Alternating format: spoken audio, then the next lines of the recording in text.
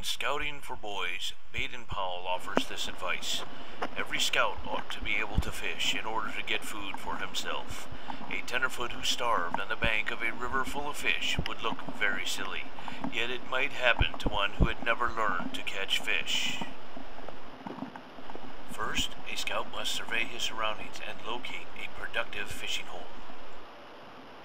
Once found, the last requirement calls for the scout to catch 2 different kinds of fish and identify them.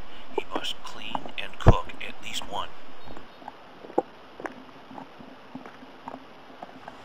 Without disturbing Mother Nature's natural order, let's watch how this scout demonstrates fortitude, cleverness, and sheer willpower to complete his last requirement.